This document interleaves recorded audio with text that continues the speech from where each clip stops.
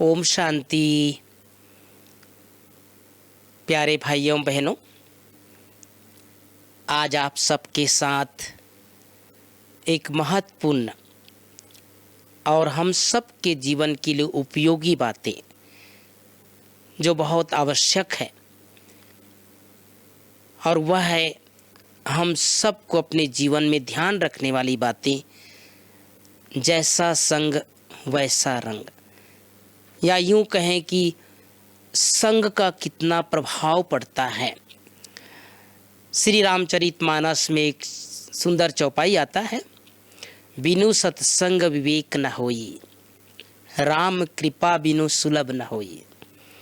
अर्थात जब तक हम सत्य का संग नहीं करेंगे तब तक हमारी दिव्य बुद्धि का विकास नहीं हो सकता।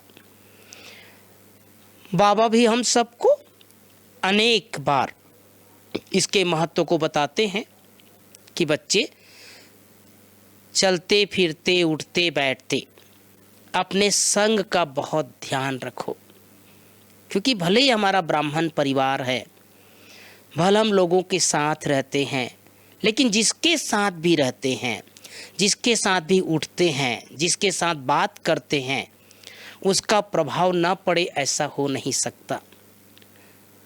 तो हमें ये बहुत ध्यान देने की ज़रूरत है। हमारा संग कोई गलत लोगों के साथ तो नहीं है, या हम उनके साथ उठते बैठते तो नहीं है जो हमारा आध्यात्मिक विकास में बाधा डालता हो। कभी कभी आप महसूस करते होंगे कि इनके साथ बैठो तो ये इधर उधर के सिवाय और कोई अच्छी बातें तो करता नहीं है। तो ऐसे लोगों से हमें बच के रहना है, जो बाबा की बातें ना करता हो, ज्ञान की बातें ना करता हो, और सारा दिन जो झरमुई झगमुई, ये बाबा के शब्द आते हैं, इसी में लगा हुआ हो। ऐसे लोगों से बहुत अपने आप को सावधान रखने की ज़रूरत है। और उसके लिए सबसे सुंदर तरीका है, हम जिसके साथ भी रहें उनका व्यवहार अच्छा हो, उनका योग अच्छा हो, निश्चय बुद्धि हो, और या हम जिसके भी संपर्क में आते हो, अगर मान लो वो इतना आध्यात्मिक विकास नहीं कर पाता हो, तो भी उसका प्रभाव हमारे ऊपर ना पड़े, बल्कि हमारे ज्ञान योग का प्रभाव, हमारी उच्च स्थिति का प्रभाव सामने वाले के ऊपर पड़े। क्योंकि ऐसा हो नहीं सकता कि हम जिसके साथ रहते हो और उसका प्रभाव हमारे ऊपर ना पड़े। कई बार ऐसा कहते हैं लोग कि किसी व्यक्ति को जानना है तो ये जान लो ये किसके साथ रहता है, ये किसके साथ उठता बैठता है, ये किसके साथ घूमता है, उससे पता चल जाता है कि ये कैसा होगा। एक बार की बात है, एक बहुत बड़ा राजा था और उसके पूरा जो राज्य का जो साम्राज्य था वो बहुत सुखमय चल रहा था। सभी प्रजाजन, उनके नौकर चाकर और जितने भी उनके राज्य में लोग थे वो बहुत सुखी थे, राजा से बहुत संतुष्ट थे। अचानक बहुत बड़ा एक तूफान आया और बहुत जन धन की हानि हुई, अनेक लोगों के मकान गिर गए, कई लोग एक दूसरे से बिछुड़ गए। ज़बरदस्त तूफान आया और कई दिनों तक ये तूफान चलता रहा। राजा को चिंता लग गई कि मेरे प्रजाजन का क्या हाल होगा। जब तूफान शांत हुआ तो एक दिन उसने निकला बाहर अपने घोड़े में बैठकर, साधारण वेश में, देखने के लिए कि क्या हाल चाल है मेरे राजपाट का। कई बार आप सबने सुना होगा कि राजा लोग, पुराने राजा लोग अपने प्रजाजन का हाल चाल देखने के लिए, जानने के लिए राजा वेश में नहीं निकलते थे, बल्कि वो साधारण वेश में। और उसके कारण से कई लोग ये हमारे राजा है करके पहचान भी नहीं पाते थे। तो राजा निकला और फिर ऐसे ही अपना घोड़े में बैठ करके घूमते रहे। काफ़ी दूर निकल गए, एक जगह उसको प्यास लगी तो वो घोड़े से उतर करके एक छोटी बस्ती में गए, और बस्ती वो चोरों की बस्ती थी। बहुत सारे चोर लोग वहाँ पर रहते थे, और वहाँ एक तोता बैठा हुआ था। और वो तोता जो है, जैसे वो तोता ने राजा को देखा तो ज़ोर ज़ोर से बोलने लगा, इसको पकड़ो, इसका जो भी सामान है इसको चोरी कर लो, इसको छोड़ो नहीं।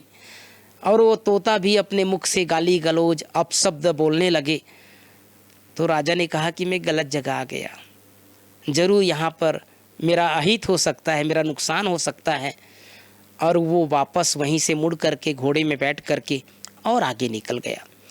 बहुत दूर जाने के बाद एक छोटा सा सन्यासी का कुटिया दिखाई दिया। वो सोचा कि चलो यहीं थोड़ी देर विश्राम कर लेता हूँ और पानी भी पी लेता हूँ।